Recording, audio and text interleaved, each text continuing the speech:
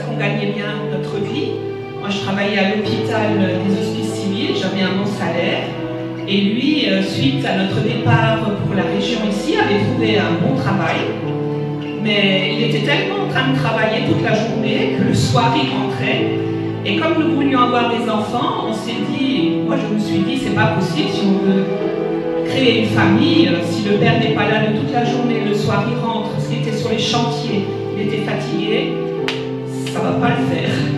Voilà. Et donc on a prié et le Seigneur lui a trouvé un travail à la mairie de Stiravandel. Donc déjà à l'époque, le Seigneur avait tout préparé. Mais le salaire était divisé par 2. Et du coup, on s'est dit comment on va faire parce que, ben voilà, on n'avait plus autant d'argent qu'avant, mais avec ce qu'on avait, on a continué à honorer le Seigneur, avec un peu moins, mais on a été fidèles, même si parfois c'était difficile. Et le Seigneur nous a bénis, il nous a envoyé un congélateur, des armoires, des habits, voilà, on n'a pas manqué, on a manqué de rien, on va dire, voilà. Et puis petit à petit, il a pu faire des études, il a pu, au fur et à mesure, monter dans son travail, et puis on a pu donner plus, et puis toujours plus, et puis voilà, le Seigneur a été fidèle, on a continué à l'honorer, on a continué à le mettre à la première place, parce qu'on s'est dit, tu nous as aimé le premier, et nous voulons t'honorer, parce que nous t'aimons, et parce que nous voulons honorer, avec ces 10%, cette dîme, ces offrandes, des fois ça dépassait, nous voulons vraiment t'honorer, et nous voulons te... C'était un cri du cœur aussi, parce que le Seigneur a été tellement fidèle, je peux vous le dire pendant toutes ces années, que vraiment, mon cri du cœur ce matin, c'est honorons notre couple pastoral, honorons notre Église, honorons le Seigneur, parce que si vous le mettez à l'épreuve, je vous assure, il est fidèle. Amen, amen. Nous te présentons ces offrandes. Nous te présentons ces offrandes, nous les consacrons, Seigneur, pour notre prospérité, au niveau du couple, au niveau de la famille, au niveau du travail, que chacun puisse avoir un travail ici dans cette église et dans nos familles, pour que nous puissions te donner largement, Seigneur, à l'église, à notre couple pastoral, à tous ceux qui sont là dans cette église, pour qu'elle prospère à tous égards, vraiment qu'elle prospère à tous égards, que ces sièges puissent être remplis, que vraiment, Seigneur, il y ait un réveil dans cette région et qu'on puisse te louer, t'adorer comme il se doit, Seigneur, parce que tu mérites d'être loué, tu mérites d'être honoré, oh bien plus que mérite, Seigneur. Je te loue de tout mon cœur ce matin et je te remercie pour ta grande fidélité. Amen. Amen.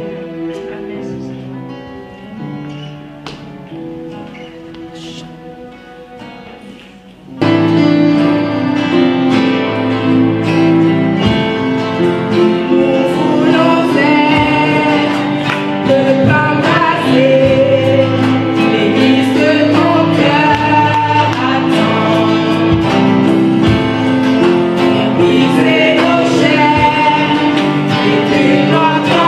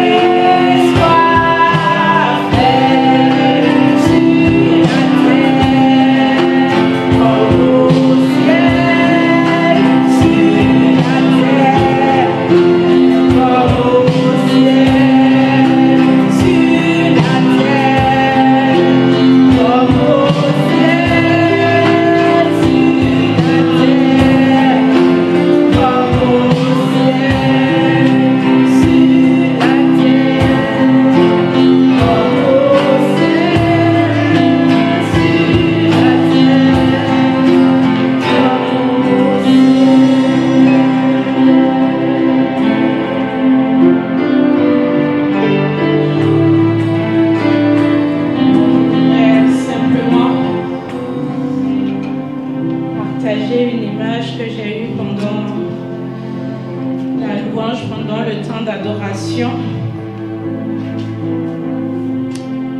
je suis émue, touchée par l'amour de Dieu.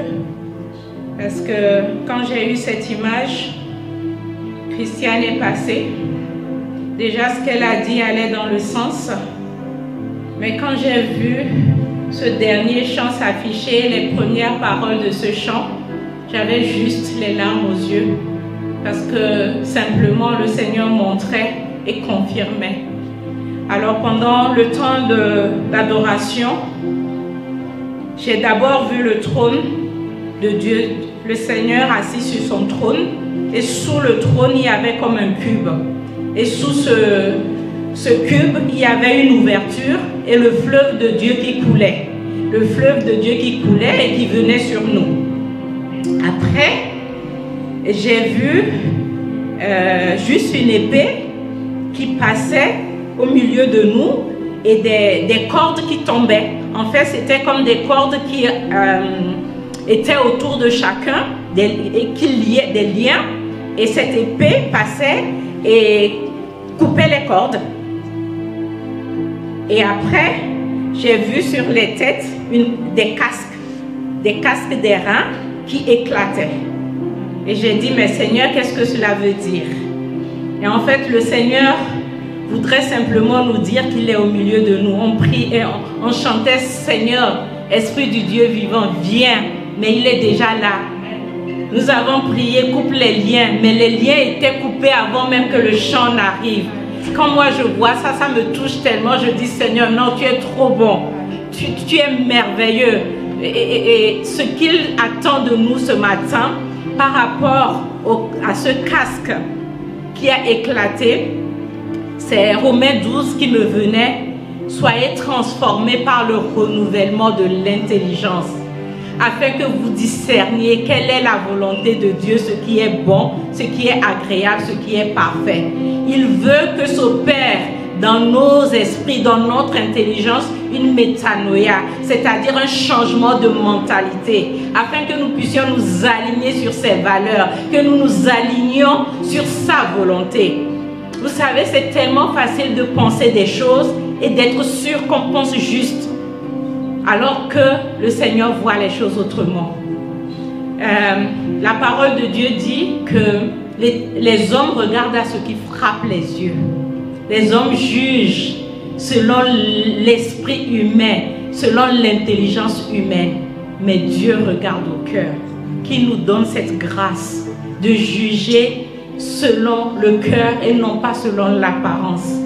Et quelque part, je recevais aussi cette parole, mais ce qui nous bloque dans notre avancée avec Dieu, ce sont ces raisonnements, ce sont ces forteresses qui sont là et qui nous empêchent, parce qu'en fait, on pense que Dieu va agir d'une certaine façon. On l'attend d'une certaine manière et il est en train de faire autrement.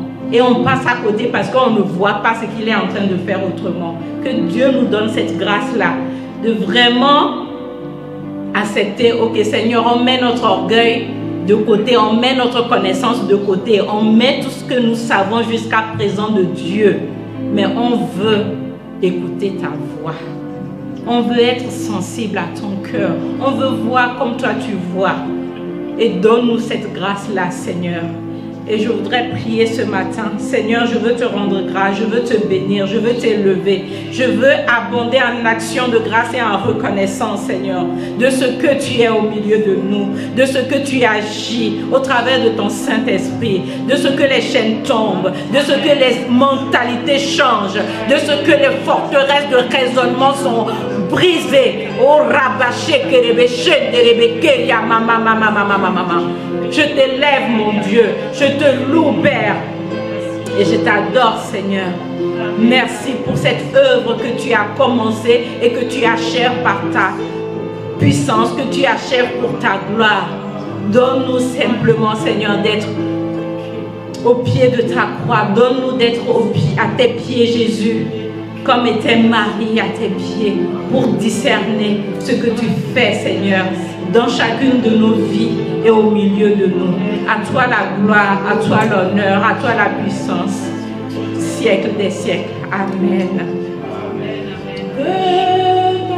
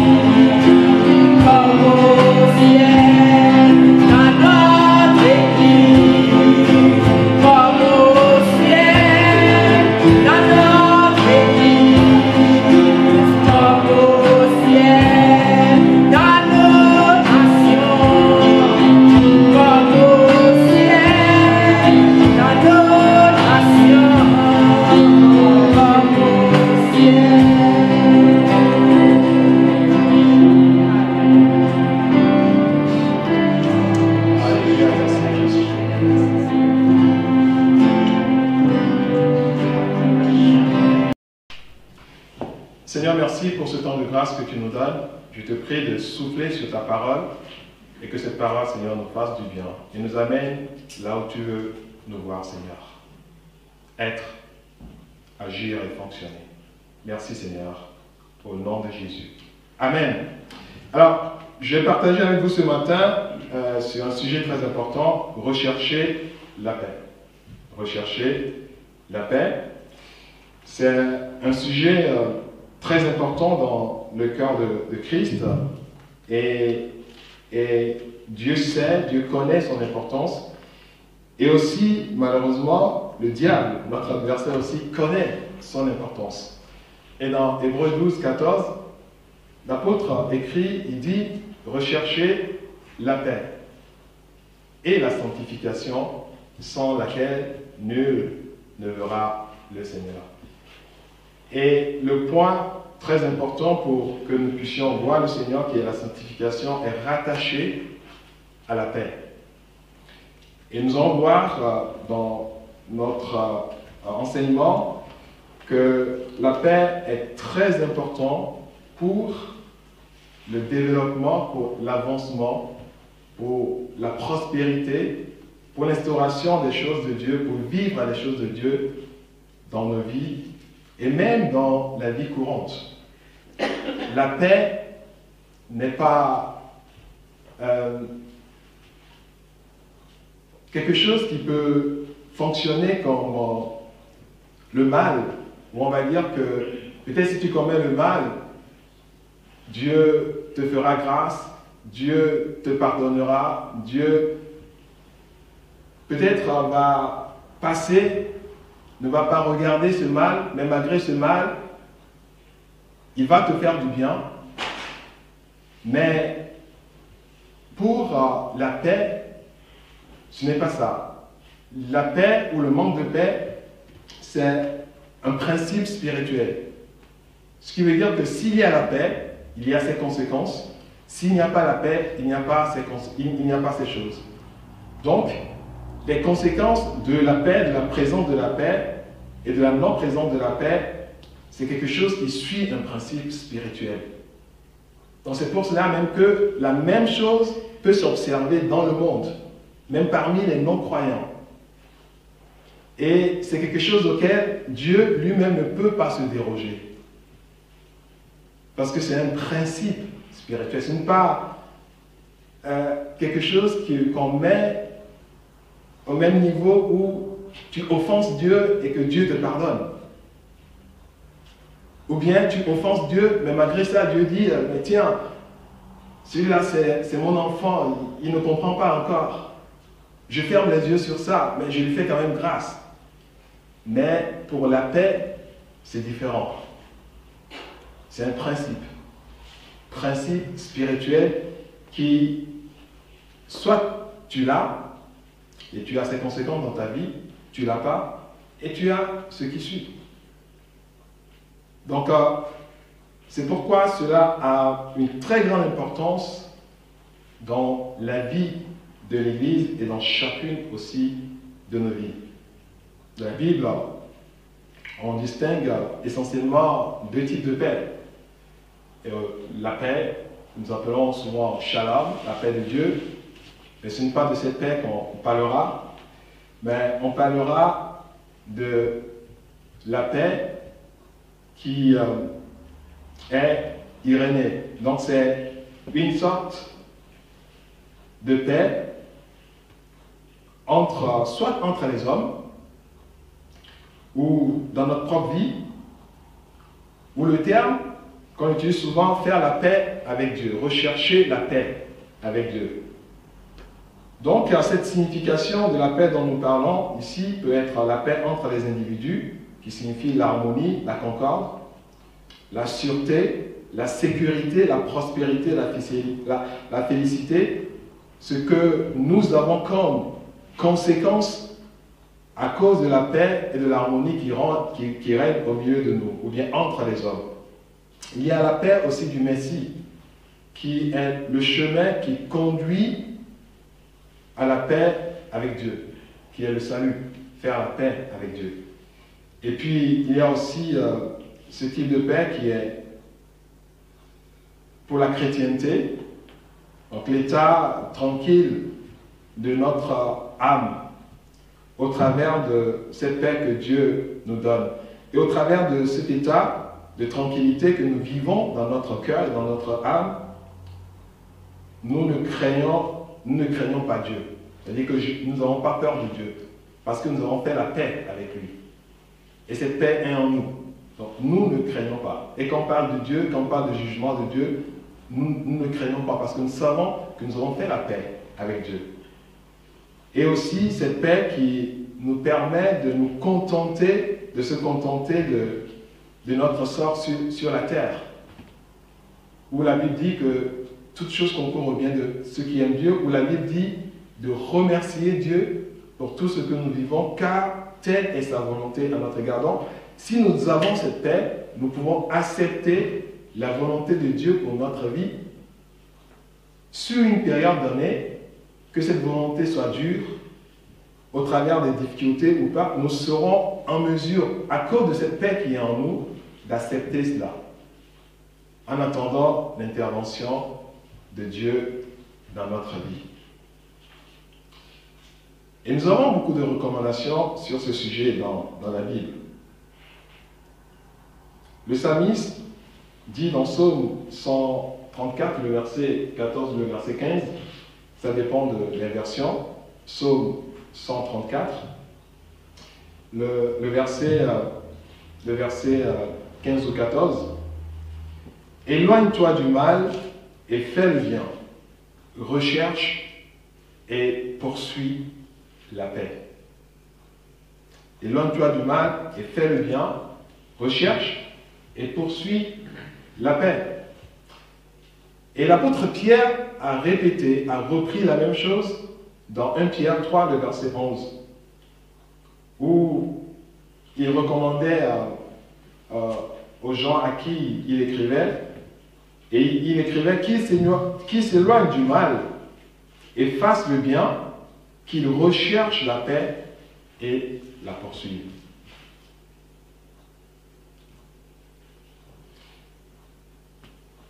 Dans Romains 14, le verset 19. Romains 14, le verset 19. Romains 14, le verset 19, nous lisons « Ainsi donc, recherchons ce qui contribue à la paix et à l'édification mutuelle. » Donc il y a beaucoup de recommandations dans la Bible concernant la paix. Et dans certains épîtres, les apôtres commençaient toujours par dire que la paix de Dieu soit avec vous, ou à la fin, que la paix soit avec vous. Donc, c'est en même temps la paix, le shalom de Dieu, ou quelque part la paix entre les hommes. Que cette paix soit là, soit observée. Et ne verrez dans aucune de ces chapitres, de ces épîtres, où il n'y a pas fait allusion à la paix.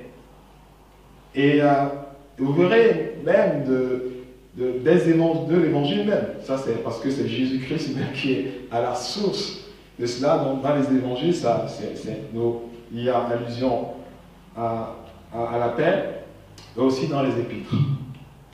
Alors, la paix est très importante dans la vie de l'homme et dans notre vie chrétienne aussi. Donc, les recommandations de Dieu autour de la paix concernent faire la paix avec Dieu, pour le salut, notre réconciliation avec Dieu, rechercher la paix de Dieu, que nous appelons aussi des fois shalom de Dieu, la tranquillité de Dieu dans notre cœur, rechercher la paix avec tous, qui est la concorde, l'harmonie avec son prochain. Et dans certains versets, nous pouvons avoir cette réflexion. Je ne vais pas lire tous ces versets, mais vous les connaissez tous. Où, pendant la Sainte Seine, quand l'apôtre Paul recommandait comment faire la Sainte Seine, il disait que quand nous nous rassemblons pour la Sainte Seine, que nous ne devons pas le faire dans le désordre. Et quelque part, il disait que c'est parce que nous n'observons pas, nous n'aurons pas ce temps, c'est à cause de ça qu'il y ait des malades parmi eux. Et quand vous rentrez en profondeur dans ce passage, vous allez voir que l'apôtre ne parlait pas en fait des péchés que les gens commettaient, mais il y a question vraiment là-bas du manque de paix qui peut après générer les péchés. Mais au départ, il les amenait à dire, mais quand vous vous rassemblez, il faut que tout se fasse dans l'unité. Et ce qui est à la base, le fondement de l'unité, c'est la paix.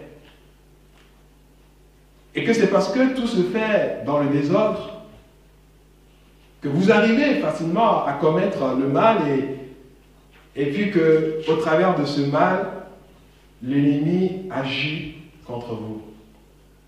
Et certains sont frappés par des maladies, par des malheurs. Et c'est à cause de ça que vous observez, vous voyez toutes ces choses dans votre vie. Et Jésus, quand il parlait, il répondait par rapport à certaines personnes, et puis il nous enseignait un peu la non-violence.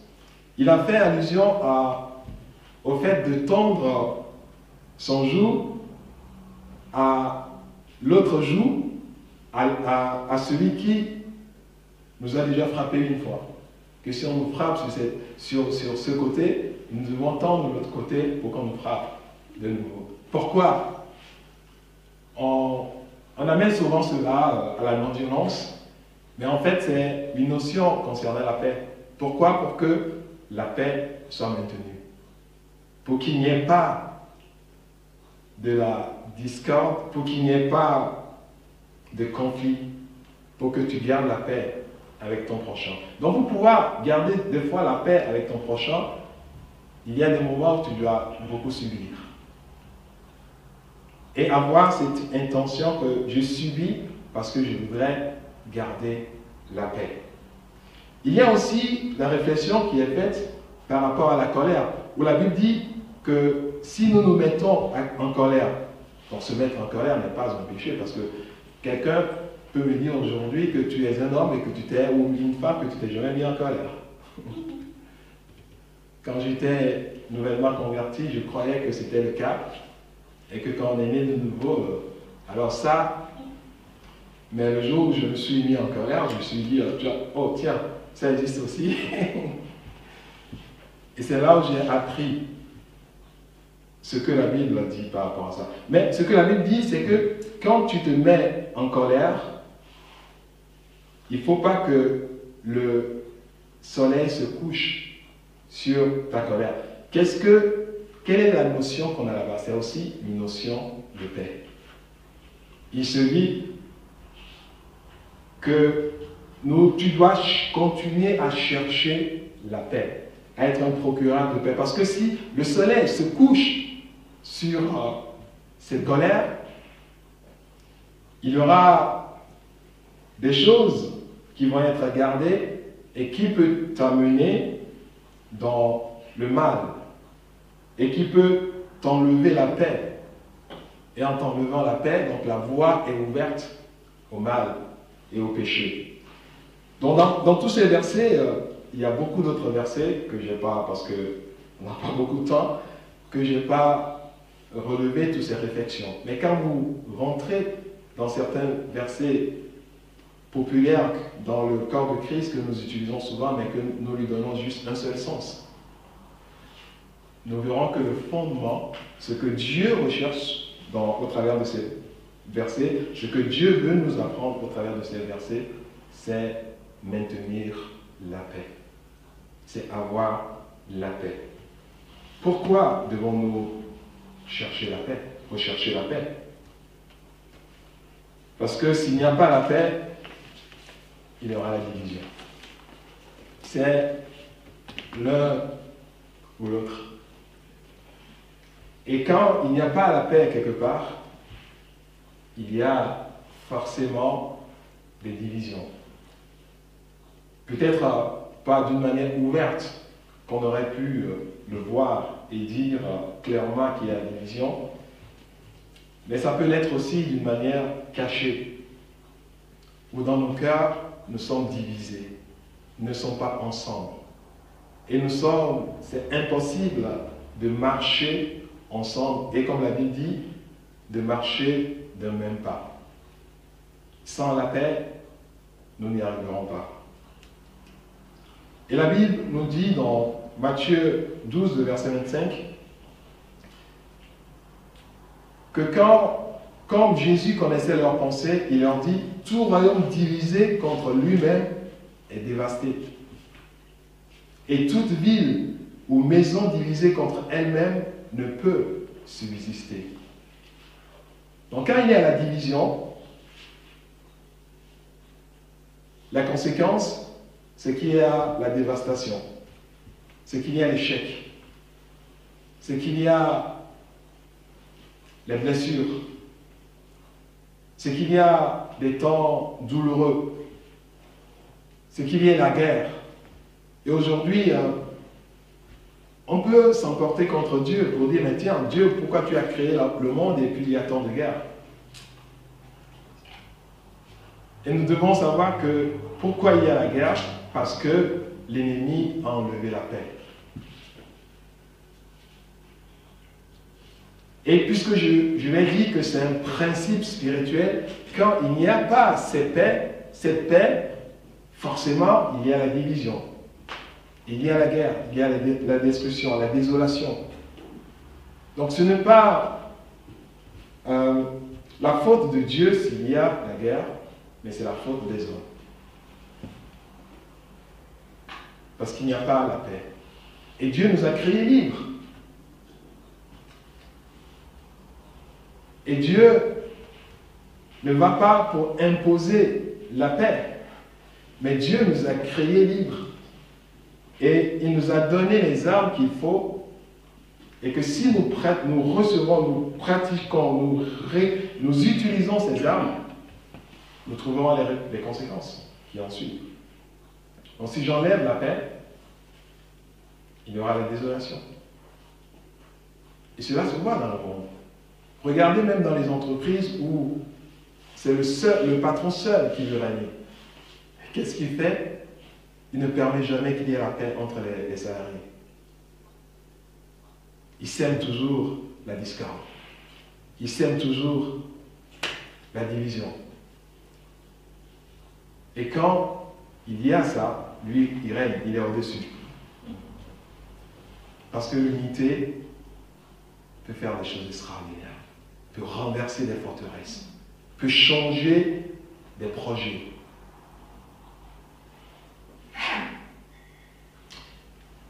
Et Dieu a attiré mon attention sur ces choses. Et souvent, vous savez, on peut se justifier quand il n'y a pas la paix, et puis dire que, mais tiens, il n'y a pas la paix à cause de l'autre. Mais moi, je fais le maximum que je peux faire. Je me donne tout, même depuis des années, depuis des années. Mais donc, s'il n'y a pas la paix, c'est à cause de l'autre. C'est tout à fait ce qui peut être justifiable, compréhensible, correct et juste. Mais ce sur quoi Dieu a attiré mon attention, c'est que, puisque c'est un principe spirituel, ces raisons ne tiennent pas la route. Ce qui veut dire que s'il n'y a pas la paix, quelle que soit la raison, la porte est ouverte à l'ennemi. Quelle que soit la raison, justifiée ou pas, compréhensible par Dieu ou pas, et que Dieu même sait que c'est toi qui as raison et non l'autre. Mais si nous ne recherchons pas la paix pour qu'il puisse avoir la paix, parce que Jésus-Christ même l'a dit, que si on te frappe là, tends l'autre. Et si nous ne faisons pas tout pour qu'il y ait la paix, la porte est ouverte à l'ennemi. Et l'ennemi agit que c'est un principe, on ne peut pas se dérober, on ne peut pas faire autre chose. Enlève la paix quelque part dans un pays et il y aura la destruction. Enlève la paix dans une communauté et il y aura la destruction. Et vous savez, quand Jésus dit que je bâtirai mon église et que les portes de ce jour des morts ne prévaudront point contre elle, Jésus parle de l'église, le corps de Christ. Mais par contre, si nous amenons cette promesse dans notre église locale, et puis dire que tiens, je m'en fous qu'il y ait des divisions, qu'il y ait ceci ou pas, c'est Jésus qui bâtit son église et que les portes d'enfer ne vont point prévaloir contre, tu te trompes. Les portes d'enfer vont prévaloir contre. Et l'église n'existera plus.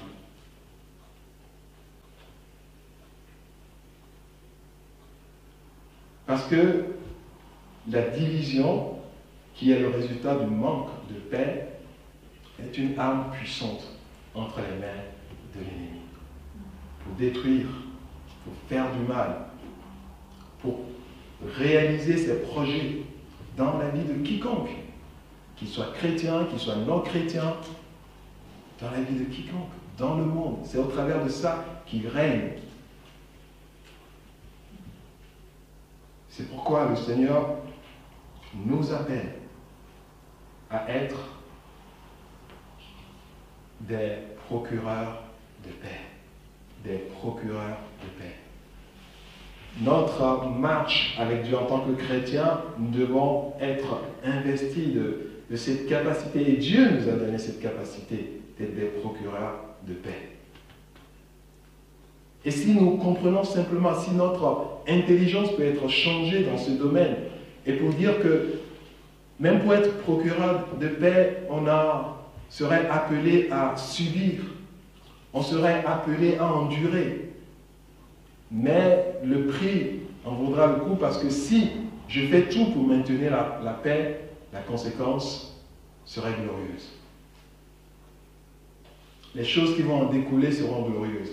Et les temps de souffrance que tu aurais endurés, tu vas oublier après. Mais des fois, ça peut durer. Mais nous avons besoin à ce que notre intelligence soit renouvelée dans ce domaine. Et savoir que je dois toujours être à la recherche de la paix. Semer la paix. Et la Bible dit, heureux ceux qui recherchent, ceux qui procurent la paix, car ils seront appelés fils de Dieu. Même quand tu prends ce passage, tu vas voir qu'il y a beaucoup de personnes qui vont être même sauvées dans les milieux que nous disons religieux, parce qu'ils n'avaient que deux choses. Ils croient en Dieu, et ce sont des gens qui sont profondément liés à la recherche de la paix. Et Dieu dit là que ceux-là seront appelés fils de Dieu, filles de Dieu. C'est un sujet très important dans notre vie chrétienne. Et je vous dirais même que le fondement, le plus important fondement de l'amour, c'est la paix. Il ne peut pas y avoir de l'amour sans la paix. L'amour et la paix font partie du fruit de l'esprit.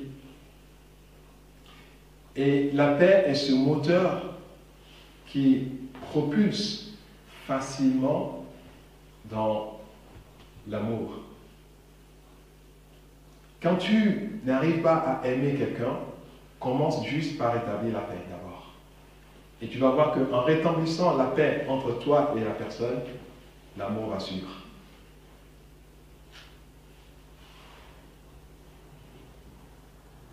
C'est la paix, rechercher la paix est très important. Et que veut dire rechercher? la paix. Et entre qui, avec qui, nous devons rechercher la paix.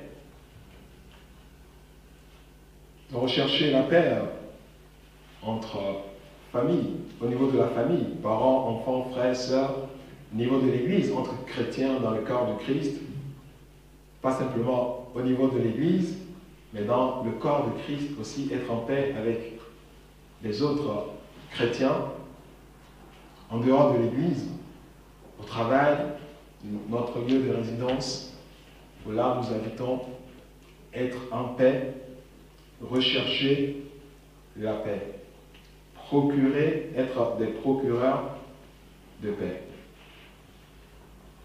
Et avec tout ce monde, nous devons être ces procureurs de paix, rechercher la paix, parce que nous savons que c'est l'environnement qui est favorable à l'action du Saint-Esprit dans nos vies et au travers de nos vies.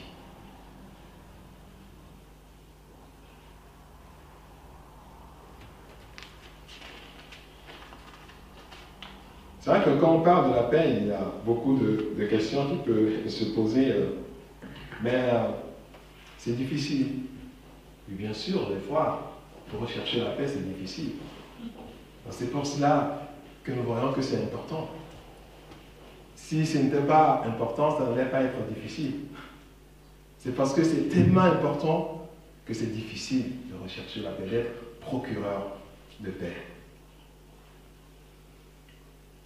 Et nous nous posons aussi souvent, comment rechercher ces paix? On nous posait aussi la question. Il y a un passage que Dieu m'a donné dans Zacharie 8, le verset 16. Zacharie 8, le verset 16.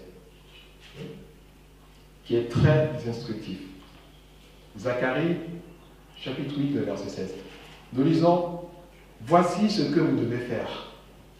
Dites la vérité, chacun à son prochain. Jugez dans vos portes selon la vérité et en vue de la paix. » La meilleure façon de rechercher la paix, c'est de communiquer, c'est de parler.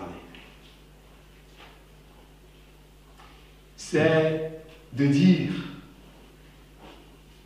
mais dire dans la vérité, dire dans ce qui est vrai. Et de juger dans la vérité. En vue de la paix. Parce que j'ai en esprit, j'ai en tête que c'est ce que je cherche. Parce que j'ai réalisé que la paix est très importante et que c'est la paix que nous avons besoin pour renverser les forteresses de l'ennemi dans nos vies. Donc c'est pour cela que je dois faire ces actes, poser ces actes en vue de la paix. Et dans Marc 9, le verset 50, Marc chapitre 9, le verset 50, nous lisons comment rechercher la paix. Le sel est une bonne chose, mais si le sel devient sans saveur, en quoi l'assaisonnerez-vous? Le verset 51, ayez du sel en vous-même et soyez en paix les uns avec les autres. Donc chercher à avoir ce sel en soi-même. Ce sel, ça peut être la douceur dont nous avons besoin, ça peut être la compréhension de l'autre dont nous avons besoin, ça peut être cette capacité de baisser, d'étendre les tensions dont nous avons besoin. Ce dont nous avons besoin en nous pour que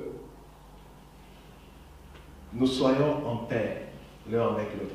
Et selon notre personnalité, ça diffère. Donc c'est pour cela que c'est vraiment un travail, c'est quelque chose que je dois comprendre. C'est-à-dire que ma mentalité doit changer par rapport à ça. Et ne plus se dire que je m'en fous s'il y a la paix ou pas. Non.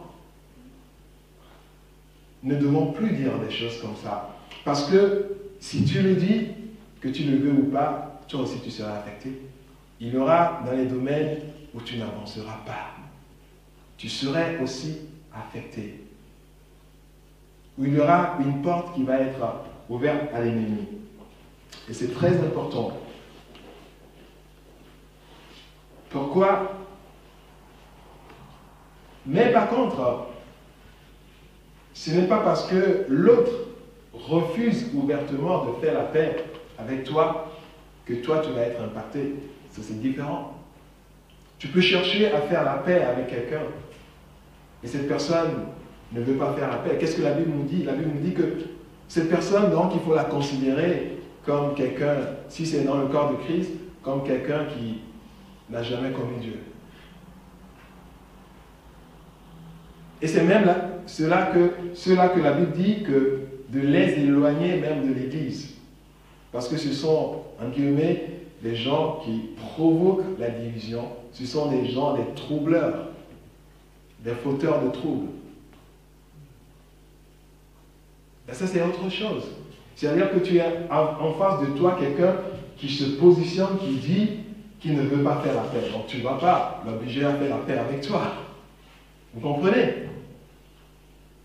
Donc c'est juste ça la limite, où tu peux te dégager, où Dieu sait que toi, tu voudrais faire la paix et que cette personne, ouvertement, ce n'est pas dans la supposition, on peut dire que moi je cherche à faire la paix et que cette personne ne veut pas parce que non, parce qu'on suppose souvent et puis on se justifie, on dit « Oh, moi j'ai tout fait pour que la paix arrive. » Non, ce n'est pas ça. C'est quelqu'un qui est devant toi et même devant des témoins. Ils te disent « Moi je ne veux pas faire la paix. » Donc la Bible dit « Celui-là, il ne faut plus le considérer. Il faut le mettre de côté. » Amen. J'espère que vous comprenez bien ce que je suis en train de dire. Et cela, nous avons besoin de ça pour que nos vies changent complètement. Alors, être le sel, chercher le sel qui est en nous pour pouvoir être en paix les uns avec les autres. Et l'un des ennemis de la paix, quand nous recherchons la paix, c'est l'orgueil. Et pour pouvoir rechercher la paix, nous avons besoin de combattre l'orgueil.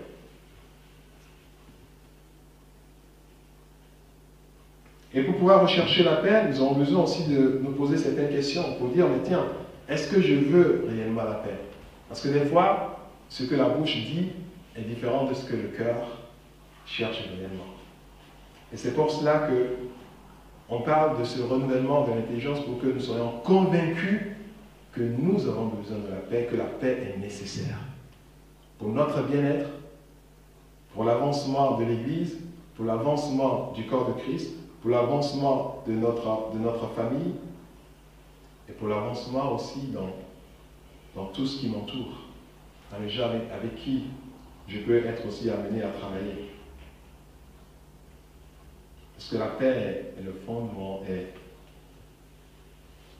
est une source de prospérité et d'avancement. Est-ce que j'ai réellement réalisé que la paix est indispensable? Quand je me pose ces questions et que je trouve la bonne réponse, les choses peuvent changer. Et je peux endurer beaucoup de choses. Parce que je sais que quand j'arrive à avoir cette paix, il y aura des choses extraordinaires. Et c'est ça ce que le diable combat. Vous savez, le diable ne combat pas, peut-être je vais vous choquer, le diable ne combat pas contre notre vie de sainteté. Le diable combat contre la paix, en nous et entre nous. Pourquoi? Parce qu'il sait que même quelqu'un qui pêche, cette personne peut aller vers Dieu et recevoir une grâce abondante pour pouvoir ne plus commettre ce qu'il a commis aujourd'hui, mais devenir meilleur après. Parce que c'est au travers même des fois de certains péchés que le chrétien se réveille et pour dire que non, ça c'est fini, tu ne dois plus être ça. Mais puisque la paix, qu'il y ait la paix, les conséquences de la paix sont des principes spirituels auxquels aucune personne ne se déroge. Donc là, s'ils combattent cela, les conséquences automatique.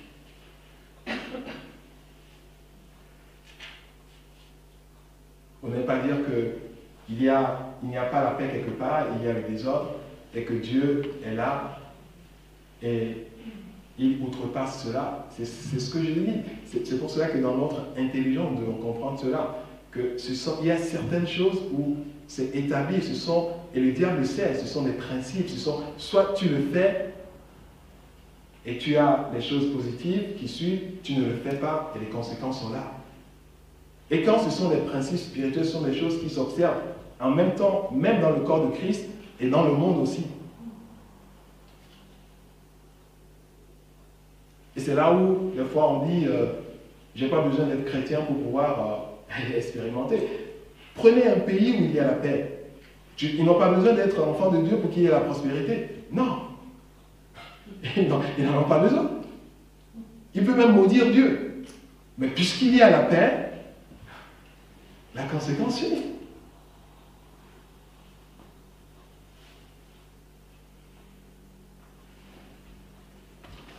Donc c'est très important que nous comprenions cela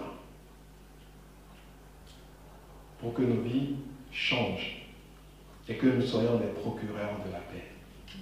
Partout où nous serons, partout où Dieu nous appellera à être. Peut-être nous ne l'étions pas vraiment, y compris moi-même.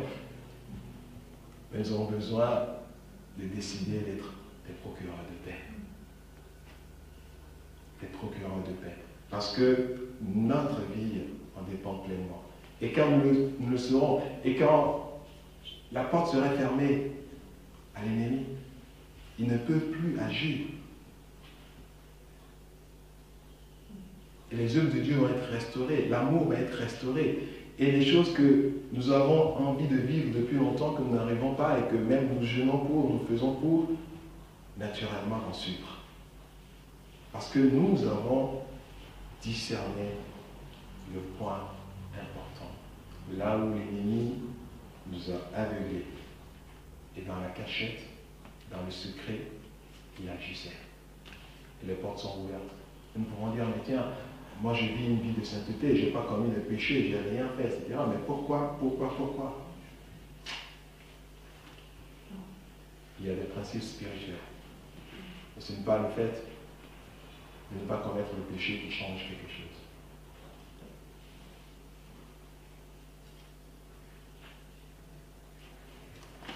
L'importance de la paix, nous devons savoir. La paix, comme je l'ai dit, est le plus important fondement de l'amour. La paix fait partie du fruit de l'esprit, ainsi que l'amour. Dans Galates 5, le verset 22, vous verrez cela. Dans Jacques 3, le verset 18, nous disons « Le fruit de la justice est semé dans la paix pour ceux qui recherchent la paix. »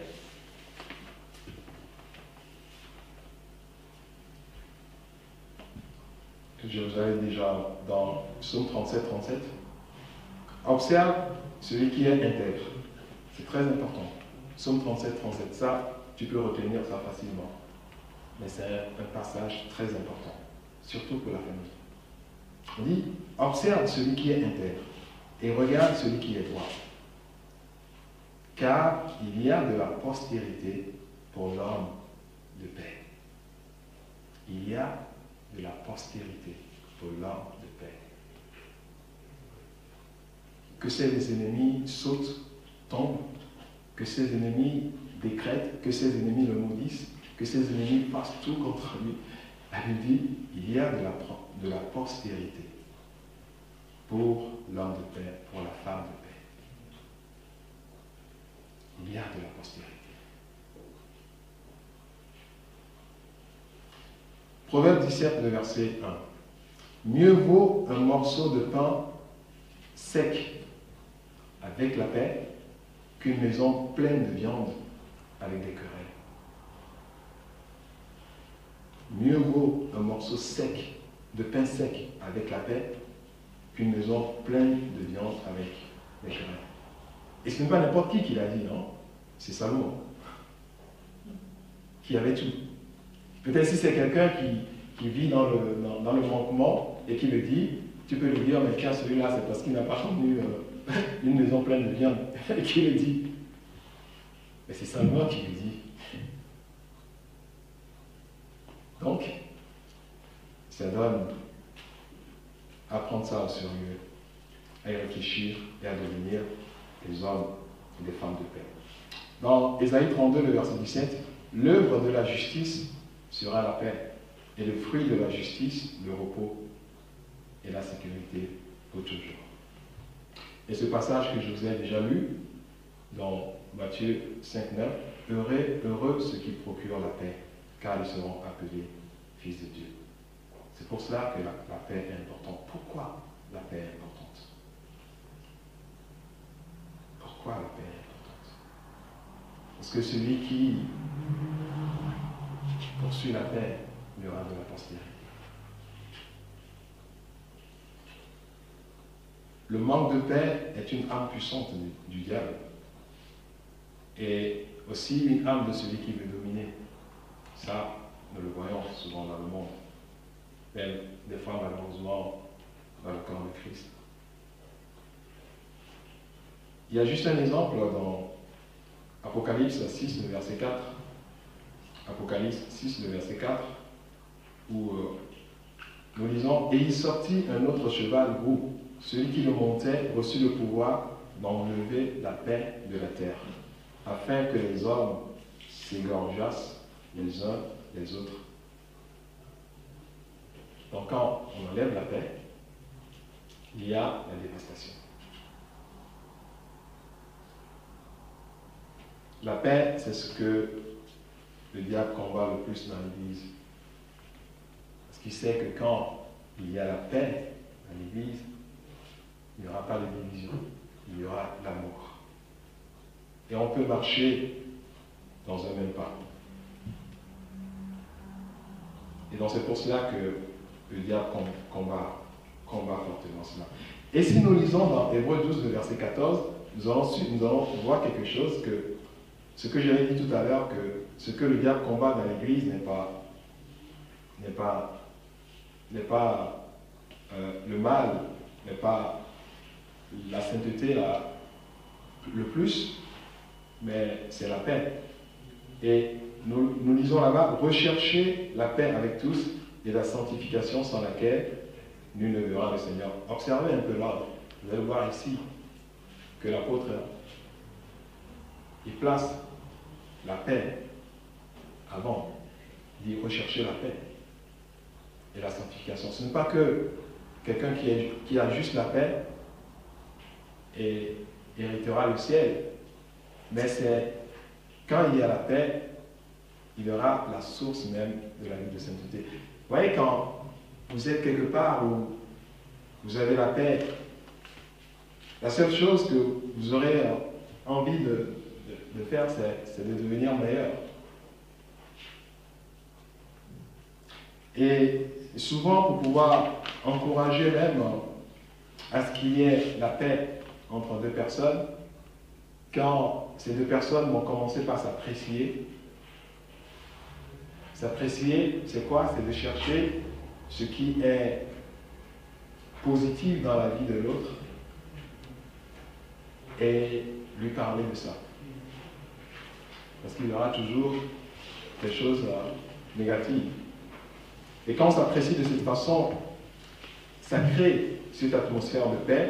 Et forcément, on aura, si ça se trouve dans une église, on aura envie de mener une vie de sainteté, une vie qui est agréable à Dieu. Et que même ce que l'autre te dira, que mon frère, il faut faire ceci, on aura tous cette envie. Et c'est ce que l'apôtre Paul dit, marchons d'un même pas. Et puis quand on arrive à marcher d'un même pas, on ne va même pas s'efforcer pour mener une vie de sainteté, parce qu'avec mon frère, je serai dans une sorte de communion avec lui que je ne chercherai même pas à lui faire du mal. Je ne chercherai pas à commettre le mal avec mon prochain, parce que je l'aimerai à cause de la paix. Donc la paix est très importante. Et je vous invite vraiment à aller au-delà de ce qu'on a partagé. Et je n'ai pas tout dit, mais creuser encore cela. Mais surtout ce dont nous avons besoin, que notre mentalité change par rapport à ça et que nous voyons, que nous détectons l'importance de la paix. Laissons de côté tous nos raisonnements parce que nous aurons toujours des choses à trouver pour nous échapper, pour échapper à cette recherche de la paix. Ça, c'est l'œuvre de l'ennemi. Parce que c'est comme ça qu'il procède pour combattre contre la paix, au milieu de nous et dans nos vies. Mais laissons ça de côté et recherchons la paix et payons le prix de cette recherche de paix. Et le Seigneur nous récompensera. Et pour finir, lisons ce dernier verset que j'ai déjà lu, c'est Zacharie qui parle. Voici ce que vous devez faire. Que devons-nous faire? Voici ce que vous devez faire. Dites la vérité chacun à son prochain. Jugez dans vos portes selon la vérité en vue de la paix. Allons-nous nous engager ce matin à rechercher la paix partout où nous serons, dans l'église, dans nos familles, entre frères et sœurs, entre couples, entre amis, entre frères et sœurs dans l'église, dans le corps de Christ. Allons nous engager ce matin. Si nous prenons cet engagement, je vous garantis, les choses vont changer. Et c'est ce que je l'ai dit, que Dieu a attiré mon attention sur ça, que les raisons ne tiennent plus. C'est un principe spirituel. Soit tu le fais, il y a des conséquences, soit tu ne le fais pas. Il y a aussi des conséquences qui suivent. Nous allons nous lever, nous allons prier. Et nous allons prendre ce chant. Nous implorons la guérison. Alléluia. Alléluia.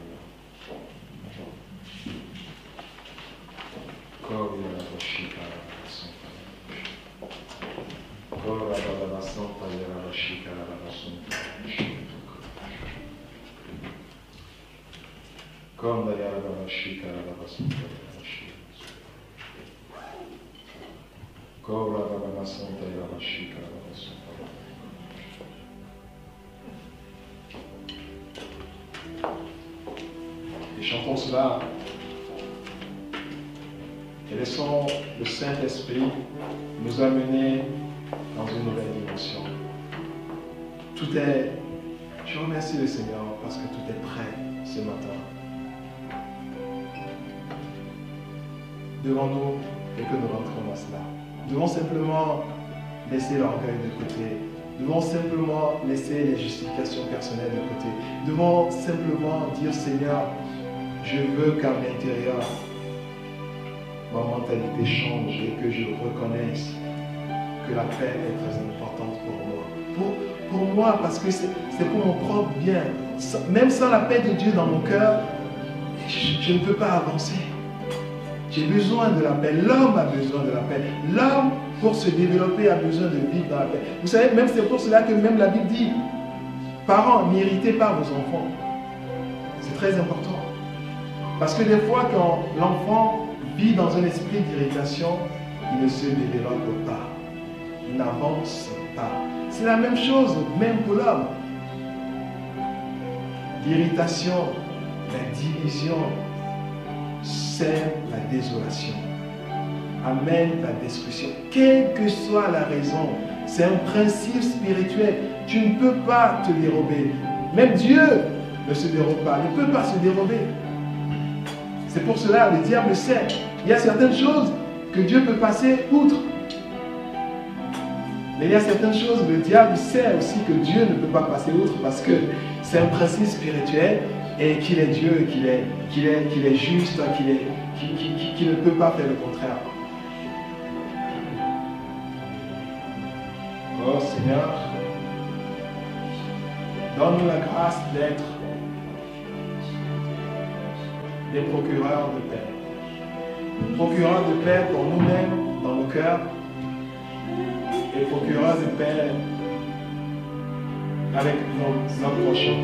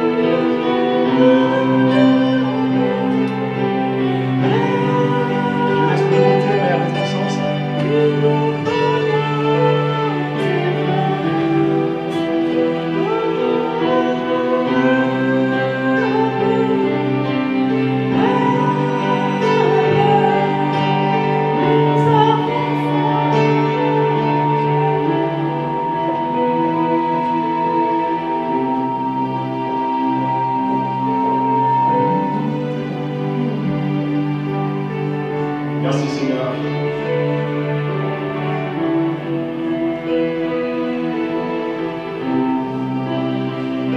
Prions juste ce matin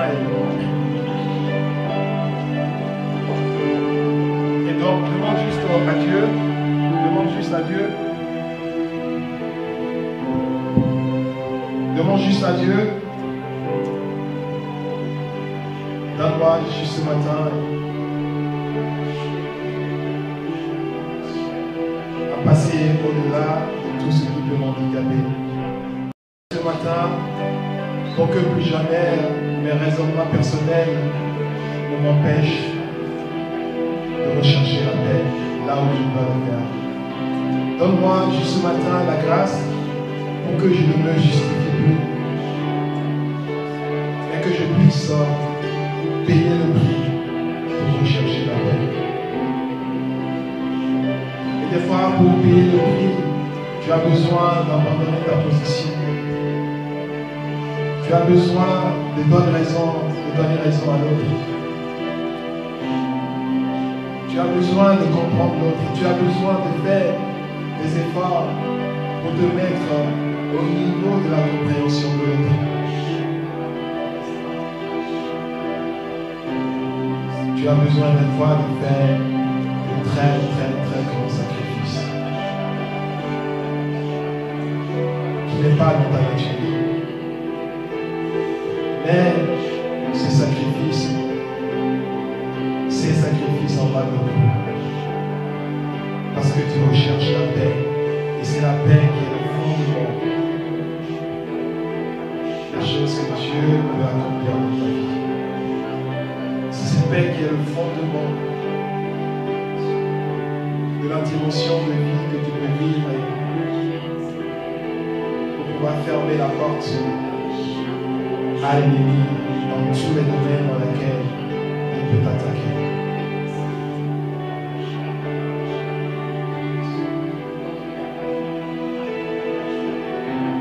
Ta vie avec Christ, la relation avec Christ, la vie de sainteté avec Christ, très important. Mais sans la paix, même si tu l'as, ça durera plus longtemps. C'est pour cela que l'ennemi combattra toujours la paix en toi.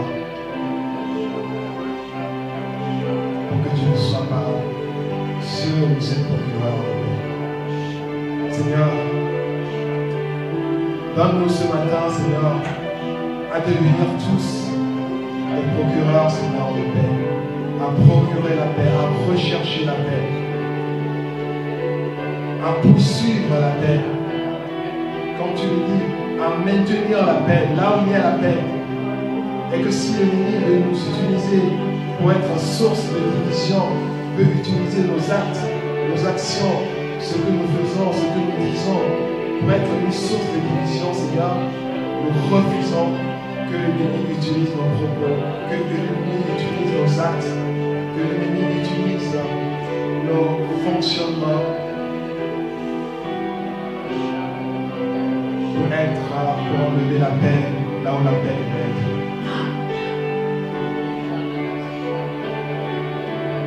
Seigneur, nous nous humilions devant toi ce matin, parce que tu as dit que si nous nous humilions, tu nous élèveras.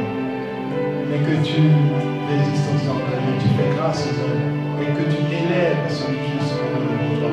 Seigneur, je m'humilie devant toi ce matin, et je te demande de faire de moi ce procureur de paix partout. Dans mon cœur, dans ma famille, dans l'église, autour de moi, Seigneur, d'être un procureur de paix, Seigneur. Je te le demande ce matin pour moi et pour chacune de tes enfants. Merci, Seigneur, de le faire, pour que nous voyons tes œuvres s'accomplir pleinement et puissamment dans nos vies.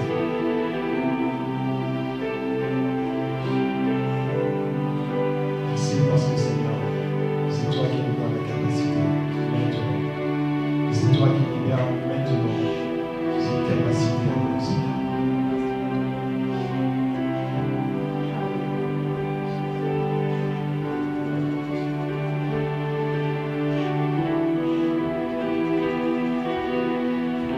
que notre Dieu, oh que notre roi, donne guérison, donne paix et joie, ouvre-lui nos bras. Abba, oh que notre Dieu, oh que notre roi, donne guérison, donne paix et joie, ouvre-lui nos bras. Abba,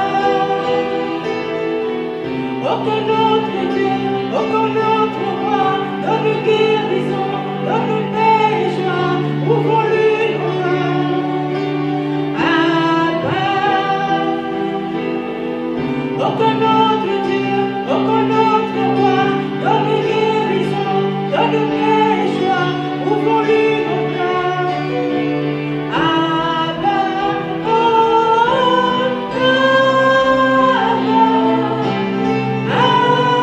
Abba, tu nous prends dans les bras. Oh, Abba, Abba, nous avons soin de toi. Amen. Alléluia.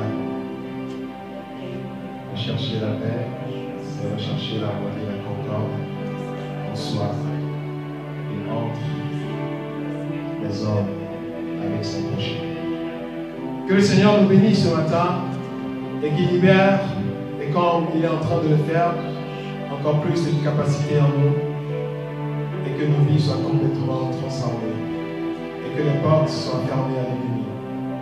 Et qu'en tant qu'Église, nous rentrons tous dans une nouvelle dimension de vie avec Dieu.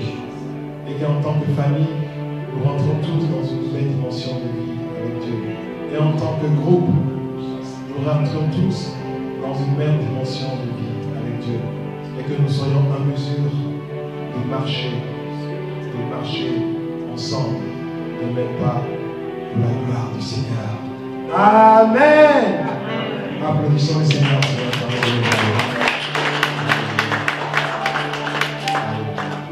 Voilà, merci et soyez bénis et bon dimanche à chacun.